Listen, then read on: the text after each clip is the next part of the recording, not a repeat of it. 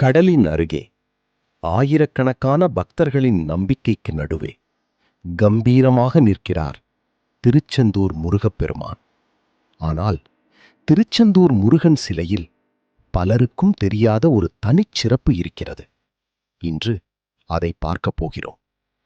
பலர் திருச்செந்தூர் கோவிலுக்கு செல்வார்கள், வேண்டிக் கொள்வார்கள், திரும்பி வருவார்கள். ஆனால் அங்கிருக்கும் முருகனை முழுமையாக கவனித்து பார்த்திருக்கிறோமா? திருச்செந்தூர் முருகன் வெற்றி பெற்ற போர் வீரராக காட்சி தருகிறார். சூரபத்மனை வென்ற பிறகு கோபத்தின் வடிவத்தில் இல்லை, அமைதியின் வடிவத்தில் அருள் தரும் தெய்வமாக அங்கே நிற்கிறார். அதனால்தான் திருச்செந்தூர் சென்ற பலர் மன அமைதி கிடைத்ததாக சொல்கிறார்கள். ஆனால் இதில் இன்னொரு ஆச்சரியம் இருக்கிறது. முருகனின் முகத்தை ஒரு நிமிடம் அமைதியாக பாருங்கள்.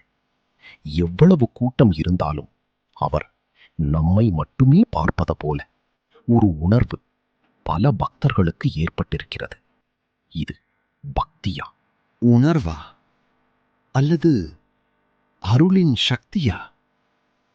இன்னொரு விஷயம், திருச்செந்தூர் கடலுக்கு மிக அருகில் இருக்கிறது. உப்புக்காற்று, ஈரப்பதம், இவை எல்லாம் இருந்தும் கோவில் பல தலைமுறைகளாக இன்னும் கம்பீரமாக நிற்கிறது. இன்றும் ஆயிரக்கணக்கான மக்கள் தங்கள் கஷ்டத்தை சொல்ல வருகிறார்கள், சந்தோஷத்தை பகிர வருகிறார்கள், நன்றி சொல்ல வருகிறார்கள். திருச்செந்தூர் முருகனை வணங்கும் போது ஒரு விஷயம் செய்யுங்கள். வேண்டுதல் மட்டும் வைக்காதீர்கள். ஒரு நிமிடம் அமைதியாக முருகனின் முகத்தை பாருங்கள். மனம் மட்டும் அவரிடம் இருக்கட்டும்.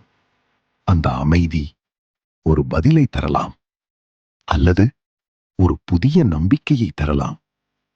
திருச்செந்தூர் ஒரு கோவில் மட்டுமில்லை, உடைந்த மனதுக்கு தைரியம் கொடுக்கும் ஒரு இடம். வெற்றிவேல், வீரவேல், முருகனுக்கு அரோ